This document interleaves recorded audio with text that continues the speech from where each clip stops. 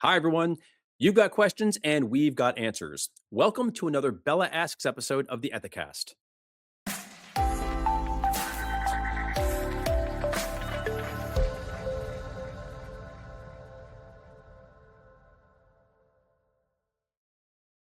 At Ethisphere, we believe there is no competition in compliance. That's why we're using this show as a platform to answer high level questions about business integrity that have been posed to us by the members of the Business Ethics Leadership Alliance, or BELA. BELA is a global ethics and compliance community that provides exclusive access to helpful data, benchmarking, events, and other resources to advance your E&C program. It also provides a concierge service by which members can submit questions around best practices, and our internal experts will provide an answer, plus helpful resources with more information. Now, many of these questions are particular to a specific company's needs, but many more of them speak to challenges and opportunities that face E&C professionals everywhere. So, in this episode, we're going to answer one such question as part of our ongoing mission to make the world a better place by advancing business integrity. And joining us once again to answer these questions is BELA Chair Erica Salmon Byrne. Erica, as always, thank you for returning to the program. Oh, Bill, thank you so much for having me back. I feel like every time I think that it's not even a trilogy at this point because it's so many more episodes than that. The box set. Every time I think the box set of our investigations answers is finished and we, can like do the shrink wrap, somebody comes along with a question we haven't answered yet, and that's exactly what today's question is. I'm excited about it.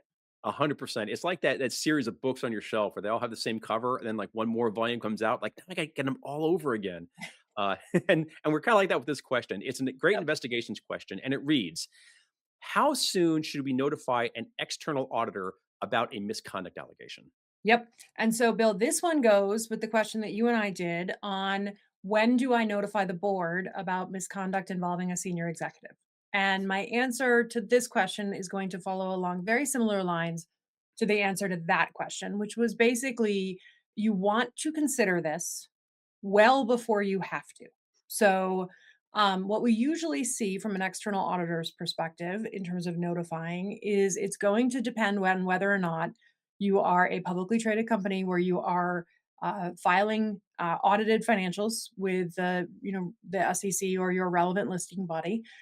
If the allegation potentially implicates in a material way your audited financials, if that's the case, you better get on the phone stat, right? So make sure that your external auditors are in the loop in terms of what the issue is that you might be finding, and you really want to make sure that you have laid this out in great detail in your investigations process and your concern raising protocols before you find yourself in this situation. Because having seen it happen many, many, many times, it is very easy to find ways to talk yourself out of making a hard phone call.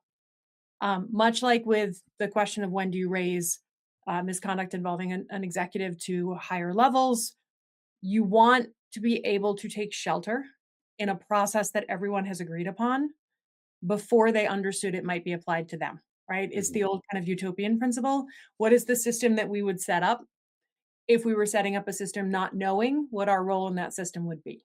So that's the question you want to ask yourself. What is the external what are the kinds of things that our external auditors are going to have a legitimate professional interest in understanding, knowing full well that if sometimes if you raise things to your external auditors before you have all the facts, you've created a very large challenge for yourself if the initial issue that you raised upon further investigation turns out to be not as bad as it looks. So, the real thing to do here is always going to be lay out in your process.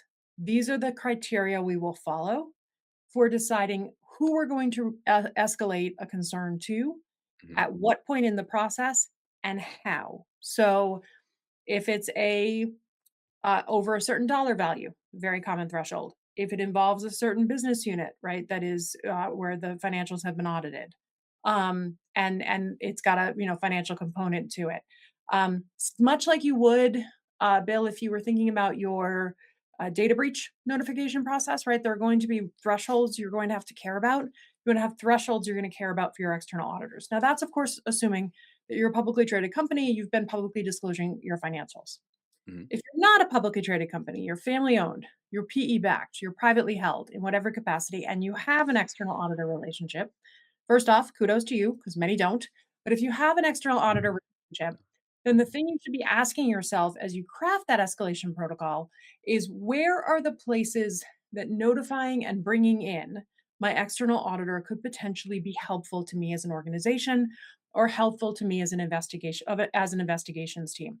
And this applies to honestly if we're thinking about public companies, but this is particularly important if you don't have a public company reason to bring your external auditors in. Sometimes it is easier for people from the outside to look into an issue depending upon the facts and circumstances. So again, you're going to want to think about what would that escalation process and protocol look like? Is it going to be a dollar value question? Is it going to be a seniority of the people involved question? Is it going to be a nature of the allegations made question? Or is it going to be a skill set question? Are there going to be things that I, as the company, simply don't have the internal skills needed to really look into in the way in which it needs to be looked into? If you think, for example, you might have to bring in law enforcement, you probably want to bring your external auditors in first. If, Mhm. for example, you think that you might have to bring the details of this situation to the attention of a creditor or to the attention of your bank, or your loan officer, you probably want to bring somebody in from the outside just to make sure that you've got all of your pieces lined up and you have someone that you can rely on for advice on how to proceed. So, just a couple thoughts on kind of what the factors that might go into that would look like. On top of all the excellent advice you just gave about how you create procedures around this, do you have any words of wisdom for anybody out there who it may be their first year in compliance or they may be running a very, very young program for when you have these things in place, but some advice on you're executing it for the first time. Anything to keep in Mhm. mind, like when you're actually putting this into practice for that very first time and you don't have the benefit of past history to guide your way. Yep. So I'm looking over to the side here, Bill, to my other screen because I actually I had a conversation about this with one of our colleagues here at Ethisphere who had also been in that position of kind of putting one of these investigation documents into practice for the first time, and he had some wonderful advice that I'm going to share with our audience because it was to role play.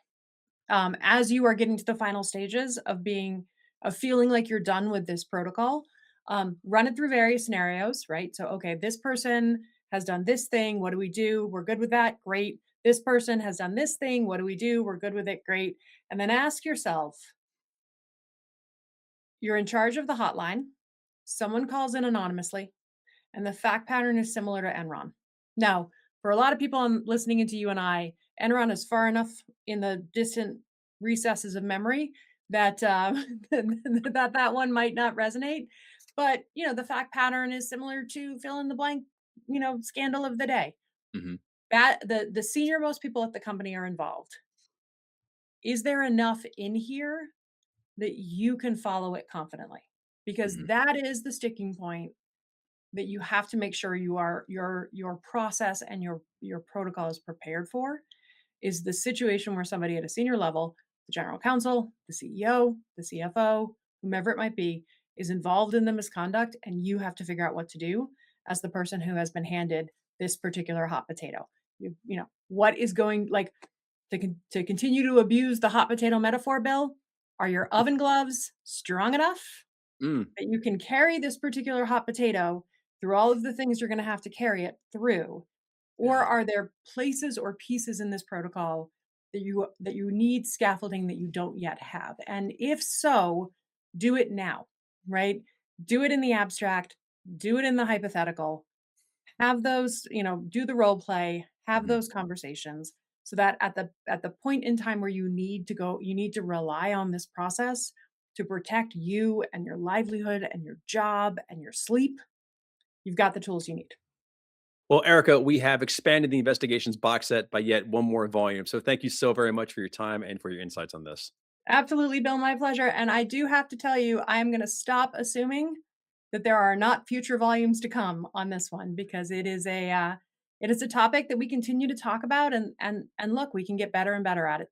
To learn more about Bella, visit ethisphere.com/Bella to request guest access to the member resource hub and to speak with the Bella engagement director.